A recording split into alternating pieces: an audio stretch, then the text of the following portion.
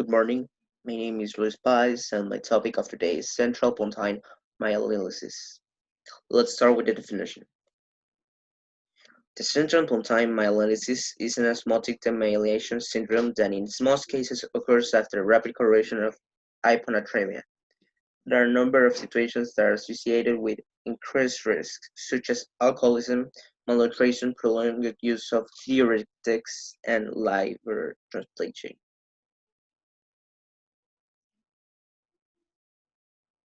Welcome to USMLEFasttrack.com. The section we're going to talk about today is from First Aid for the USMLE Step 1 2013 edition. Page 419. Central Pontine Myelinolysis. What is central pontine myelinolysis? Central pontine myelinolysis is a condition in which there is acute paralysis, dysarthria, dysphagia, diplopia, and loss of consciousness. This is a condition that can cause locked-in syndrome, and in this there is massive axonal demyelination in the pontine white matter tracts. What is the cause of central pontine myelinolysis? The cause of central pontine myelinolysis is iatrogenic, which means it's physician-induced, and this is caused by overly rapid correction of the sodium levels. So when you correct hyponatremia, you do it very fast, then central pontine myelinolysis can happen. For more information on this topic, click on the link in the description section below. For a full USMLE Step 1 review, be sure to check us out at USMLEFasttrack.com, where we help you review the entire first aid for the USMLE Step 1 with high-quality videos and hundreds of detailed pictures for a better understanding of the material. So to learn from the best USMLE review book, be sure to check us out at USMLEFasttrack.com. Okay, let's continue with the application in nursing. When the myelin sheath that covers the neuron is destroyed, the signals from one nerve to another are not transmitted correctly. However, the brain stem is the most affected. Other areas of the brain may also be affected. The most common causes of ODS is a sudden change in sodium levels in the body. This happens more frequently when someone is being treated for low levels of sodium, hyponatremia, and sodium is repleted too quickly.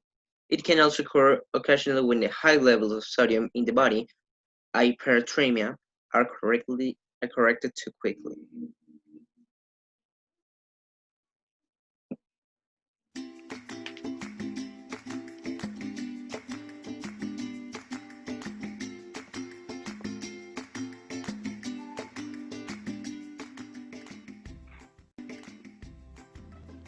Central pontine myelinolysis, or CPM, is a disease of the nervous system that is caused by irreversible damage of the myelin sheath of neurons of the pons, part of the brainstem.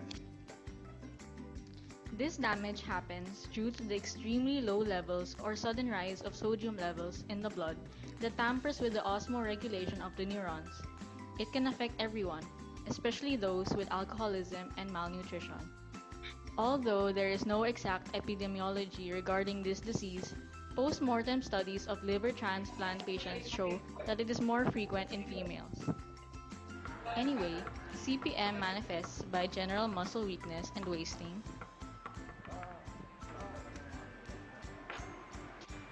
difficulty in speech, difficulty in swallowing,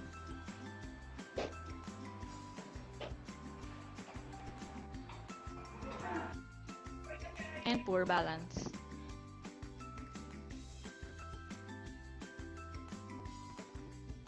Mental confusion and hallucinations can also be experienced by a person who has CPM. It may even result to the locked-in syndrome or being paralyzed completely or seizures. Ultimately, it may result to death. So how does this disease come about? It is accepted by medical research that the brain cells, or neurons, also adjust to the condition of the environment via osmotic action. The osmosis to maintain cell balance is facilitated by osmolytes like sodium. When sodium levels in the blood get devastatingly low, a condition called hypoatriemia, the cell environment would be absorbing free water. This is conversely true if the sodium levels are very high, or hyperatriemia.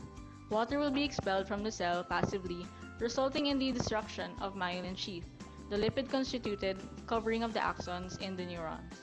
So what if the myelin sheath is destroyed? This structure in neurons allow faster propagation of electrical impulses, which is important in a proper function of the nervous system. When these structures are destroyed, especially those of the pons, which is the messenger for the different parts of the brain cannot function properly. This results to the difficulties mentioned earlier, from muscle pain, difficulty in swallowing, or death. Given that the person is already diagnosed with this dilapidating disease, what can the current medicine capabilities do? Only the strict monitoring of sodium levels can slow the disease, but the rapid reversal of the existing drastic sodium levels will result to worsening of the disease as the neurons are not accustomed to such rapid changes. Once the myelin sheath has been destroyed, cure is a very long-term process. Medical attention given to patients is just supportive, although it may be curative after a long time has passed by.